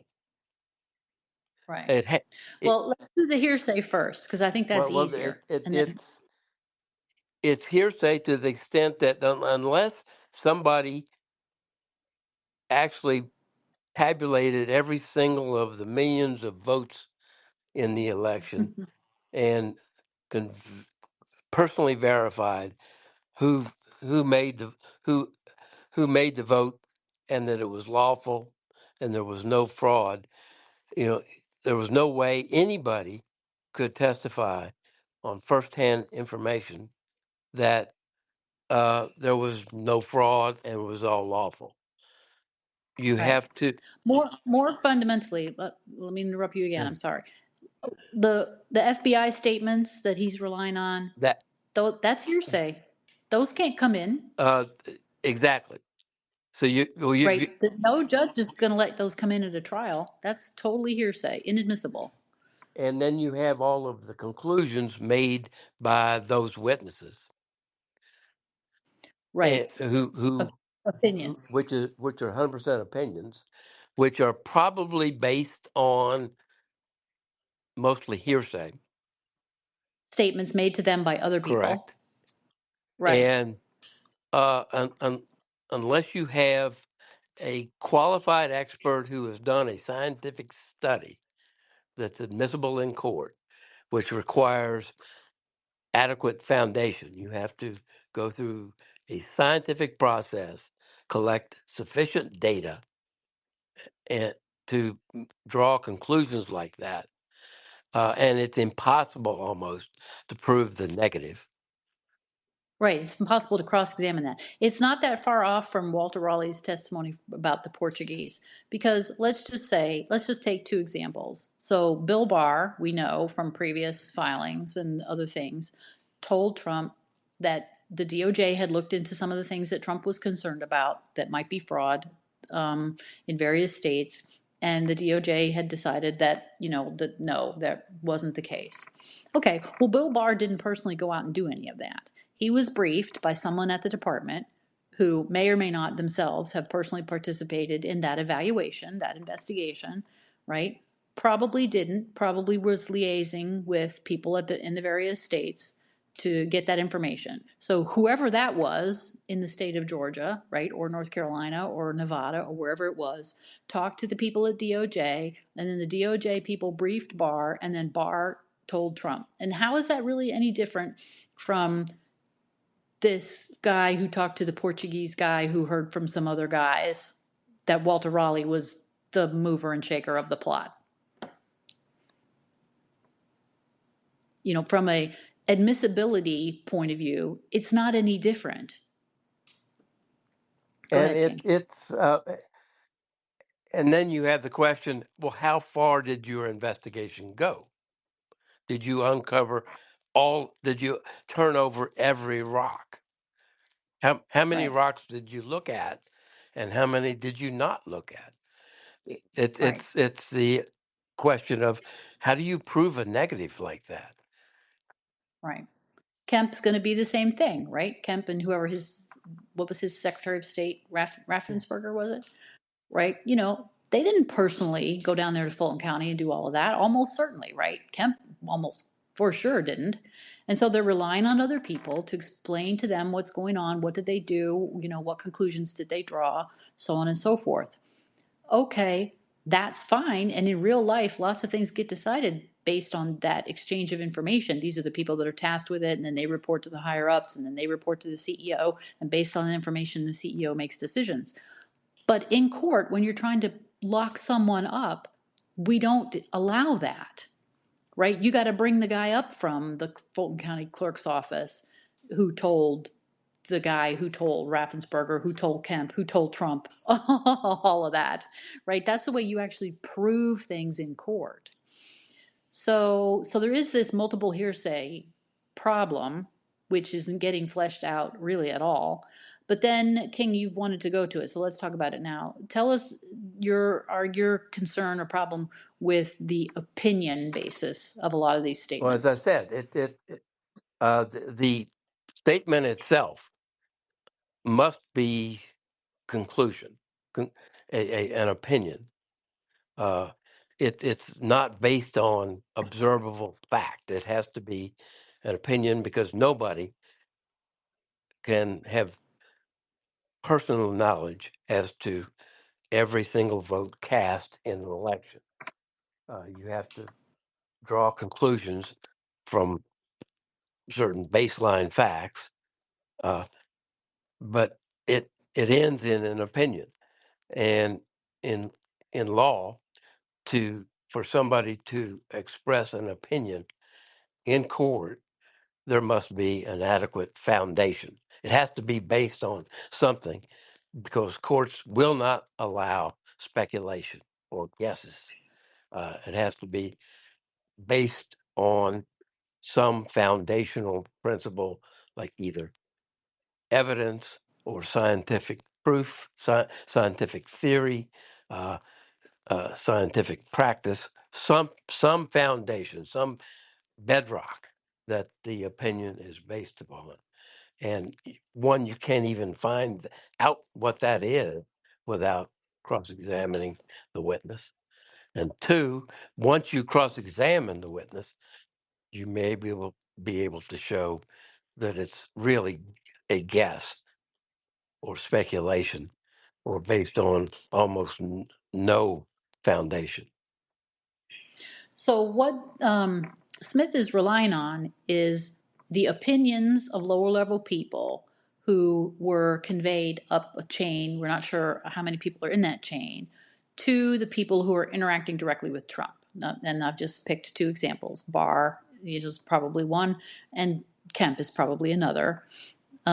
We'll know that for sure later on, I guess. But right now, I'm just based on previously what we've understood about how this whole thing went. I'm assuming that those are a couple of the guys that are whose names are redacted out of this document, right? That they spoke directly to Trump and told him, no, Mr. President, you're wrong about that. It's not fraud, or there's not enough votes to make a difference, et cetera. Okay, but King, you're right. Those are their opinions, which really aren't even their own personal opinions based on their personal observations. They're opinions that they're agreeing with based on the people who reported to them, is what it looks like to me. Um, and so, but Smith is saying because the people who were talking to Trump, like Barr, like Kemp, because they told him about these opinions, that means that Trump's opinion, which differed from these opinions, is false, right? Uh, he concludes that. I'm not sure Right. he really says that per se. He just says those people in authorities had those opinions, therefore they must be true and accepted by the court as true and not subject to being contested at all. Right. That's the way he's positing them to Judge Chutkan. And then if you link that to the indictment, he's basically saying, and therefore Trump knew that what he was saying, that he didn't lose, that he won, that that was false. And that's what makes it deceptive. And that's what makes it a violation, according to him, of the various Well, statutes 371, defrauding the government, blah, blah, blah. what it does is beg the question of Yeah. the official act issue. When you consider that Trump, as the head of the executive branch, has a duty to take care the laws were enforced. How do you do that in terms of determining whether there was fraud in the election, whether everybody's vote counted, whether the federal laws regarding elections were violated? How can you do that without asking questions, without listening to everybody, without gathering as much information as you can put your hands on, and and, and sifting through and weighing the facts on both sides? And Smith has not given you both sides. Right. He's picked the side that lines up with his view of the world and and is presenting it through this testimony that's never been challenged. And it isn't just when you cross-examine a witness that you say to them, well, you're not telling the truth, right? Or that's not what happened, right? There's a multitude of tools that lawyers can use to show that the person is lying, the person is mistaken, the person wasn't in a position to know or understand that the person didn't take certain things into account, that the person has bias, right? There's that the person is being paid to testify the way they are, whatever. There's all kinds of things that can allow the trier of fact to conclude that, yeah, that witness said that, but it can't be relied on. And this is the fundamental Sixth Amendment problem as I see it with this pleading that he's filed. He's presented all of this evidence as if it's all competent, completely solid evidence that, either was challenged and survived the test or can't be challenged and undermined in any way. And that's not true.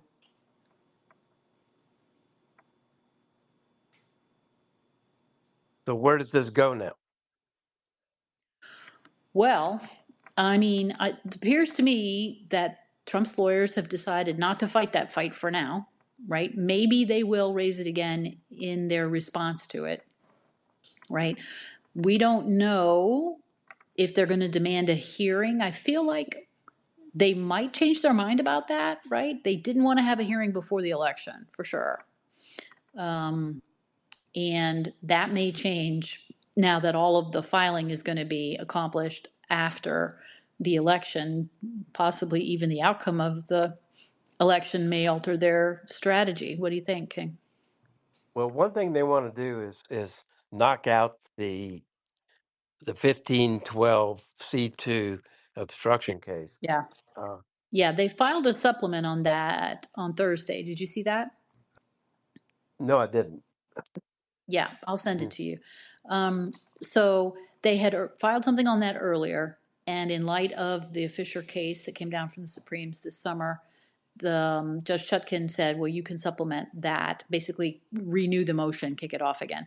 So they filed that on Thursday, and the government's response to that isn't due for a while yet. So we are going to cover that on one of these spaces, and hopefully one where Ship can join us because I would really like his perspective on that, of course.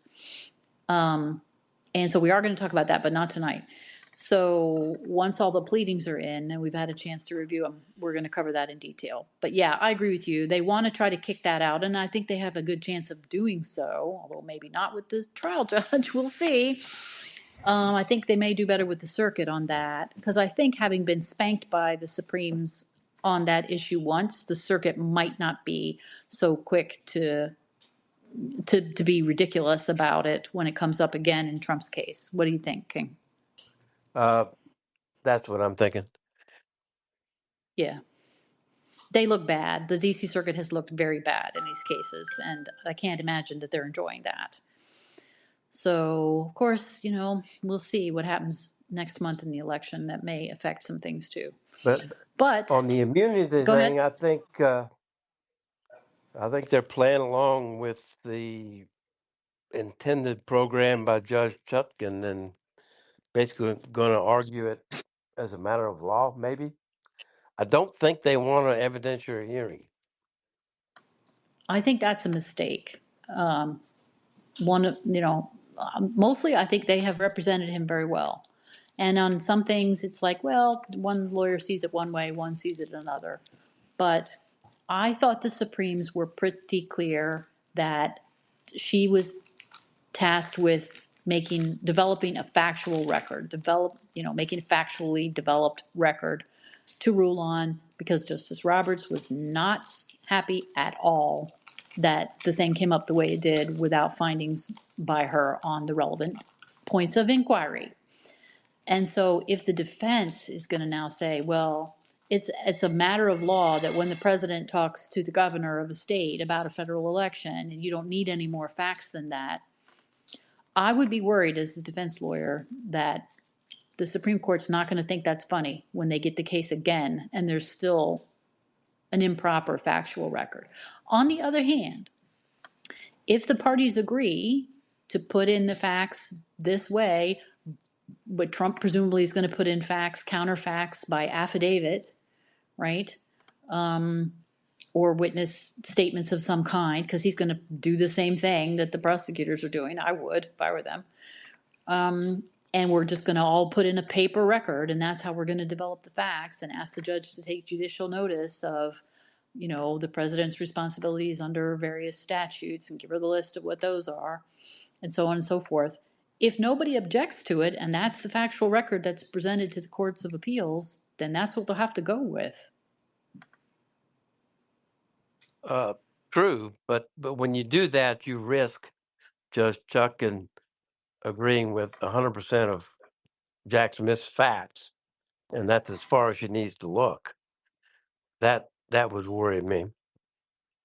Yes, but if you do it all in the papers, then at least you don't have Judge Chutkin making quote unquote credibility determinations about which witnesses were credible and which ones she credited with XYZ testimony, right? If it's all on the paper, then the Court of Appeals can read those transcripts as well as anybody else can. So it may be that they're trying to cut her off from overly influencing the factual development of the record. And I can't say I blame them for that.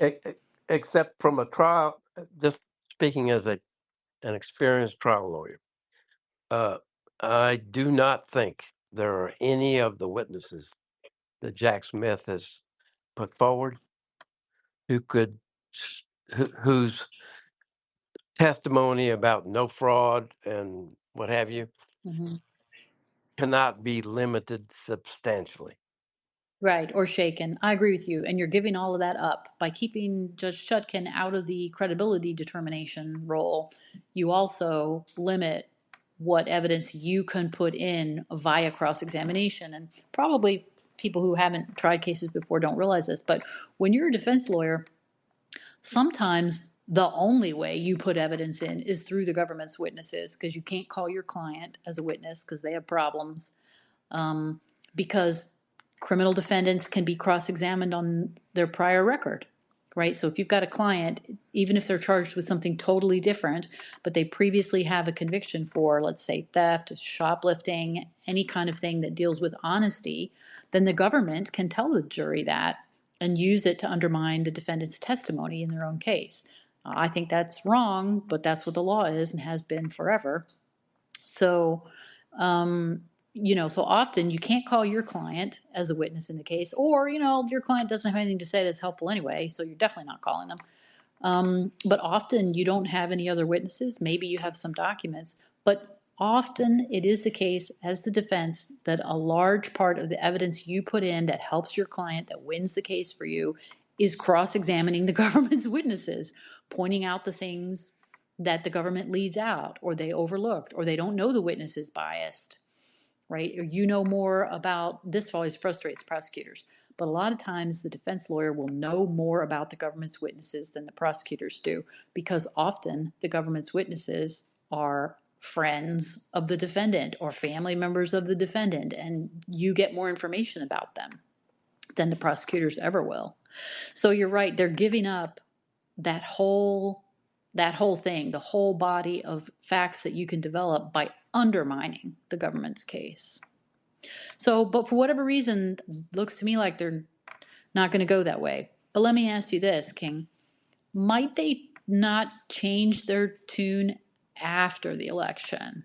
Let's say Trump loses the election, because if he wins the election, then it presents a whole other set of issues of what's going to happen with this case. But let's say he loses the election and the case is going to go forward. After that, maybe the strategy looks different in terms of, do you want to have a fact hearing or not? What do you think? It um, depends on who's paying and how much they agree to pay. I think at that point, because uh, Trump has been using uh, funds from people who would like to see him get elected. Whether that Right. continues after the election, I don't know. But when we're talking about an evidentiary hearing on these issues, Yeah. it could be extensive. I agree. It could be very long, and that is very costly. But you wouldn't have to worry anymore about how it's affecting the election, is my point. So just setting cost aside, strictly from a strategic point of view, it might look different after the election than I think it before. would, yes. Yeah. Okay. Well, as you've said, you brought up the Fisher case. Thanks for doing that, because I wanted to make sure we covered that. We are going to talk about that when all those pleadings come in. We will talk about this again once we get the defense response, but at this point, that's not going to be until November 7th at the earliest. And that's all I know for tonight. King, have you got anything else you want to say before we go? That's all I got. Except, one last thing about Sir Walter Raleigh. I Uh-huh. told you that he is responsible for bringing tobacco to England and Europe. Right. Before he lost his head, when he was finally executed 15 years after his conviction, he was granted one last wish. Uh-huh. He wanted to smoke one last pipe. Really? Yes. And they let him do it. Oh my. Okay. Well, there you go. There you go. North Carolina from start to finish. So, on that note, I will say that I don't want to leave without saying anything about what happened this week with this hurricane in Appalachia. I would encourage anyone who has the ability to do so to donate money to one of the relief organizations that's trying to get help for those folks. The devastation is really unbelievable. Even to the natural world, I saw an article today, I think it was in the Times, talking about that the Appalachian Trail is just, destroyed over an 800-mile length. So, and as someone who was raised in Appalachia, it just makes my heart hurt to see so much suffering and devastation. So if you have the ability to, I would ask you to, do what you can to help those folks. King, you got anything you want to say about that before we sign off? I've been following that. I had some experience with Katrina, and Yeah. disasters like that are uh, hard to deal with, and the Yeah. people who were affected, uh, the impact can last for years. So yes, keep Yeah. those in. Give them money and keep them in your prayers. Yeah. Thoughts and prayers. And, I don't understand people who say, oh, thoughts and prayers, that doesn't do any good. I mean, if that's what you think, you don't understand how thoughts and prayers work. So, with that said, we will sign off and talk to everyone next time. Good night. Good night.